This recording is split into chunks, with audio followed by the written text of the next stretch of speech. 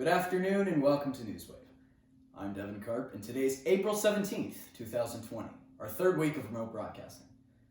Before we start, I just want to say thank you for everyone for all of the support we've been receiving. We thank you for your viewership and attention at a time like this. We're going to continue to bring you the news you need. Here are our top stories.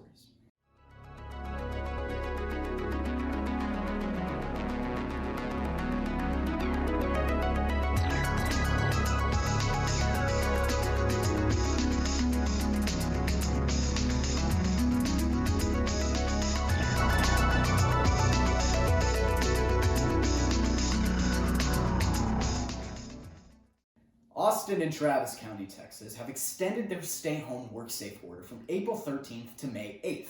According to mysanantonio.com, it is now required for everyone over the age of 10 to wear some sort of protective covering while performing essential activities in public, such as using public transportation or pumping gas.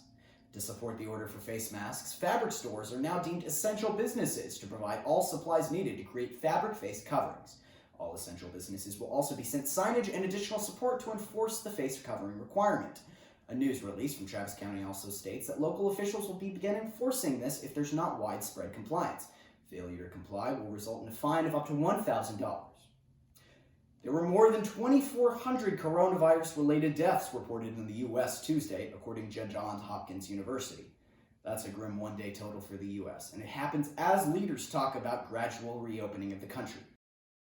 California Governor Gavin Newsom unveiling a new strategy to relaunch his state's economy with a disclaimer. I know you want the timeline, but we can't get ahead of ourselves and dream of regretting. Let's not make the mistake of pulling the plug too early, as much as we all want to. To reopen, Newsom says California needs to achieve 6 goals, including the expansion of testing and redrawing regulations to ensure social distancing at businesses and schools. Don't expect life to be the same way it was before the coronavirus pandemic. Take, for instance, a night out at a restaurant. You may be having dinner with a waiter wearing gloves, maybe a face mask, dinner where the menu is disposable. And this new normal may be here to stay. Harvard researchers suggesting some social distancing measures may need to be enforced until 2022 unless a coronavirus vaccine becomes available soon. Everyone's going to have to realize until we get the vaccine, it's still a different world. Dr. Anthony Fauci telling the Associated Press it's overly optimistic that the U.S. will be ready to reopen by May 1st, when federal social distancing guidelines expire. And many state leaders agree. I'm not going to risk having another spike come and having more people hospitalized and more people dying. So we're going to do this very gradually, very carefully. The Washington Post obtaining a draft document outlining a strategy by the CDC, FEMA, and government officials to reopen parts of the country by late May by ramping up coronavirus testing and personal protective equipment production and emergency funding. But even with a phased approach, the committee acknowledges it will entail a significant risk of resurgence of the virus. And while Trump edged away from earlier comments that he could order states to do what he wants, he made this stunning announcement. I'm instructing my administration to halt funding of the World Health Organization while a review is conducted to assess the World Health Organization's role in severely mismanaging and covering up the spread of the coronavirus. But some lawmakers suggest it's a means for the Trump administration to deflect blame for its own mismanagement of the crisis at home. Pulling money out of the WHO has nothing to do with keeping America safe. It's all about the president's attempt to try to find scapegoats. Local author Shay Serrano raised $100,000 for the San Antonio Food Bank this past Saturday. When he heard about the large demand facing the food bank for the holiday weekend, he stepped up tweeting, "I can't stop thinking about the picture of people waiting in line to get food from the San Antonio Food Bank. I'm gonna make a donation. If you want to join together for a big donation, then send it." He posted links to his Venmo, PayPal, and Cash App handles. Within half an hour, he had received $12,000. He then followed up with a tweet joking that they could make it to $100,000. 3 hours later, they had raised that exact amount. Mayor Ron Nirenberg praised Serrano's efforts on Twitter, and for those who feel inspired by Serrano, you can make a donation to the San Antonio Food Bank on their website. Go to safoodbank.org/donate. In Louisville, Kentucky, about 50 church members at the Maryville Baptist Church went to Easter service on Sunday, defying an executive order by Governor Andy Beshear. Right now, some are saying that their constitutional rights were violated. Natalia Martinez reports. A showdown between church and state with the coronavirus and the Constitution at the center of it all. There are limits on those rights. Even in times of this pandemic, you don't lose your constitutional rights. At issue, Governor Andy Beshear's executive orders not to gather in groups. That's something about 50 people chose to defy Easter Sunday by attending service in person. Troopers warned of quarantine and criminal charges. Actually target individuals because the name on the outside of the building is a church rather than a Home Depot, Walmart, Kmart, or Kroger is unconstitutional. The church, through the Liberty Council, now plans to file a federal lawsuit. But constitutional attorney Mitchell Denham believes the law may be on Beshear's side. He explained KRS Chapter 39A gives Beshear the authority to disperse crowds during a state of emergency, like a pandemic. He says Beshear knew how to craft the order and keep it legal by making it broad to any gathering, not specific to a religious institution. And that chapter gives him very broad authority to limit gatherings of this nature across the board. The Liberty Council doesn't agree, saying it was Beshear's intent to focus on churches. He's not executed that against any other commercial operation. It's only against churches. That's what he wanted. That's what he did. That's unconstitutional. Denham refutes the argument that the Constitution was violated because he says the law is also there to protect people's lives. You cannot place people in harm by exercising your religion. Last Monday, Mayor Ron Nirenberg announced that 3 more people have died from COVID-19. A major talking point in the briefing was the finding of the disease's disproportionate impact on the country's black population. Statistics released Monday revealed that African Americans account for 13% of COVID-19 cases and nearly a third of up to local deaths. However, African Americans only make up about 8% of the local population. Metro Health Director Don Emmerich stated that there's no question that all of us are at risk. We are telling you to continue to work hard to flatten the curve. We also know this disease is certainly hurting some of our communities of color in disproportionate ways. You could be getting a paycheck from Uncle Sam this week if you're one of the lucky 80 million. That's how many Americans the Treasury Department hopes to distribute the coronavirus stimulus payments, so if you could already be in that lucky bunch. If you've already filled out your tax return and authorized direct deposit, you're most likely to see the money dropped into your account soon. Treasury officials say that most eligible Americans will receive their payments within the next 2 weeks. People who don't file tax returns can enter their information on the Internal Revenue Service's website. Taxpayers who do file but don't use direct deposit will be able to enter the bank information later this week. Everyone else will have to wait for their paper checks, which will take considerably longer. Some areas of the country are starting to discuss the plans to begin a return towards normalcy. As the Department of Health and Human Services says, more ventilators will flow into the national stockpile in the coming months. Whitney Wild brings us the latest from her own home. The Department of Health and Human Services is announcing it has struck deals with 5 new companies to produce much-needed ventilators. HHS now says a total of 7 companies will produce at least 137,000 ventilators by the end of the year, with 6,000 of them heading to the national stockpile by May. The news comes as some states, like New York, that are starting to see a flattening curve, are starting to talk about returning to some sort of normalcy while maintaining social distancing rules. Several states on the West Coast and East Coast are working together to draw up plans for reopening the economy. Nobody's been here before. This is totally uncharted territory. And you're right, you have different peaks of that curve in different areas.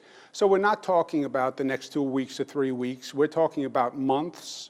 We're talking about a phased reopening and a safe reopening. Meanwhile, the Department of Health and Human Services also says it is working with private companies to develop a possible plasma treatment for coronavirus.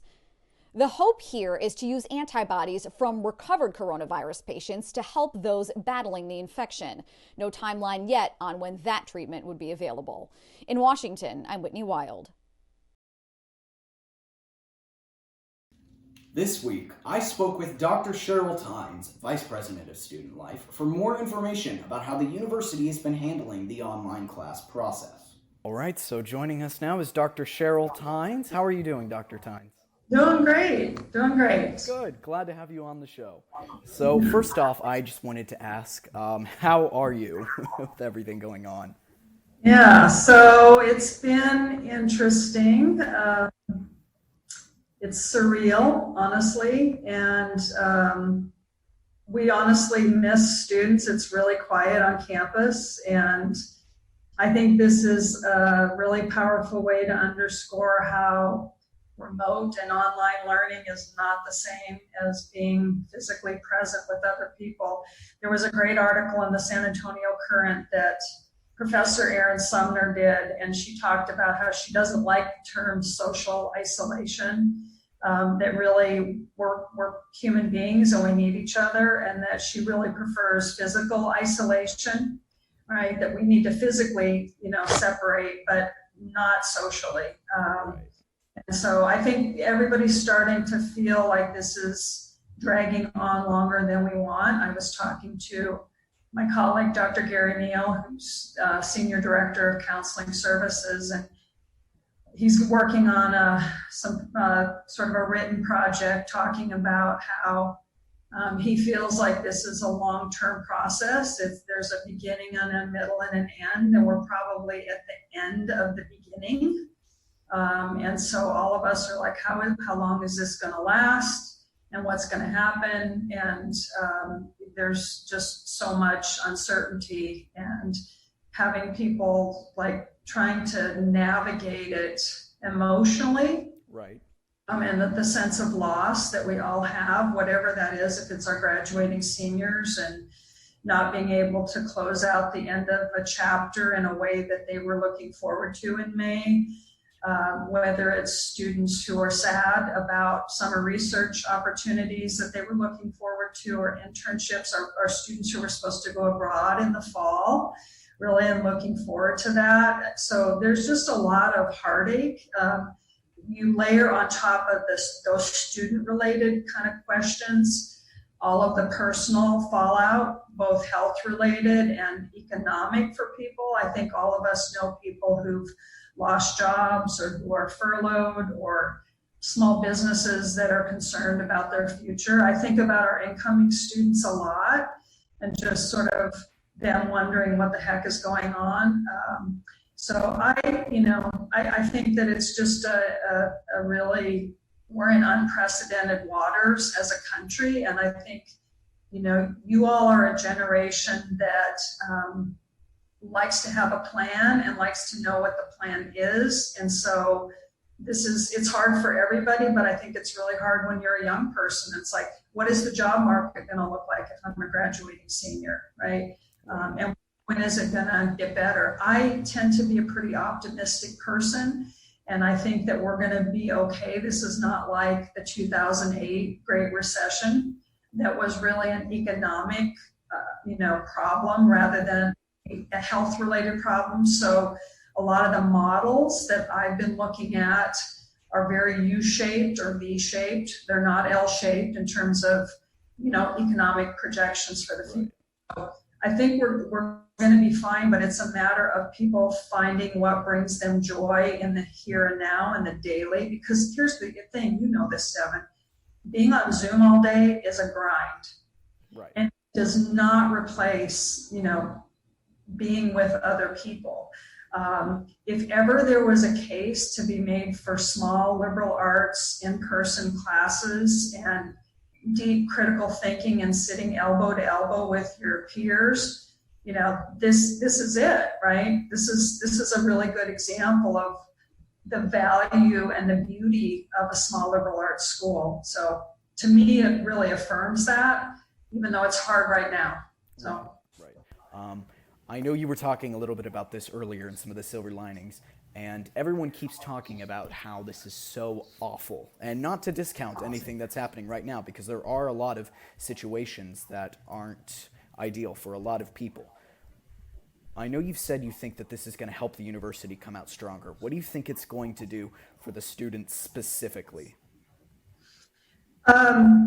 I think that all of us will come back with a renewed appreciation for you all, and and I think you'll come back to us more appreciative of what we all have.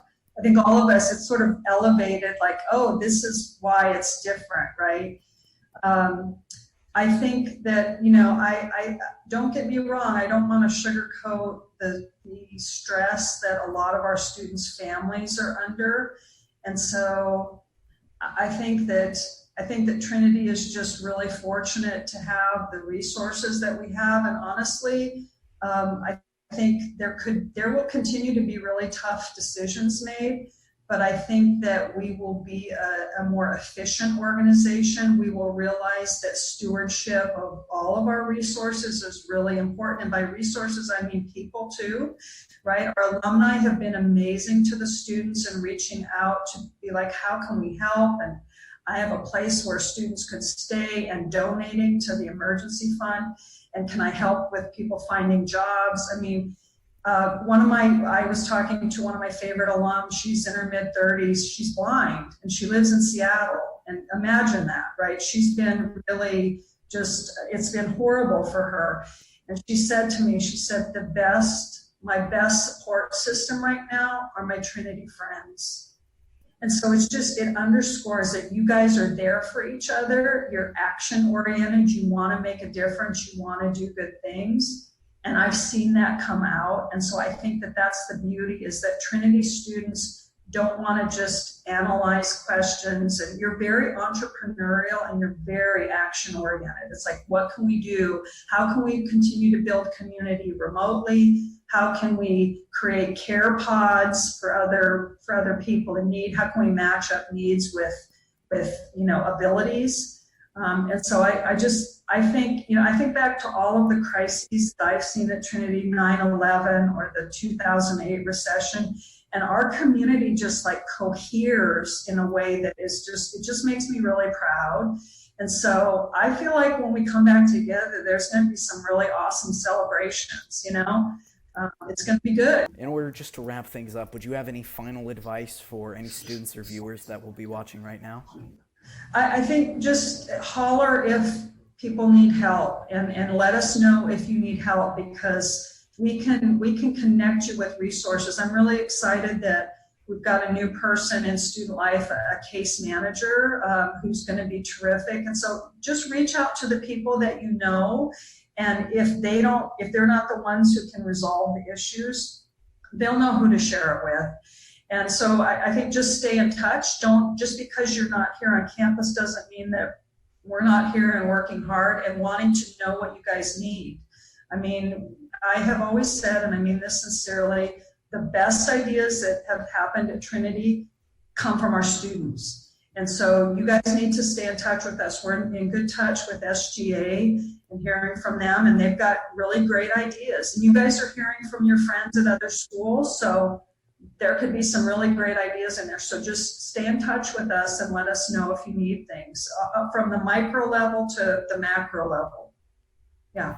Well, very well put. Well, thank you very much for joining us, Dr. Tynes. We really appreciated you having you on here. And from all of us at Newswave, thank you. A 97-year-old great-grandmother defeats the coronavirus in Brazil. She's the oldest patient who has managed to overcome the disease in the country. The woman was admitted to the hospital on April 1st, presenting symptoms such as a cough and mental confusion.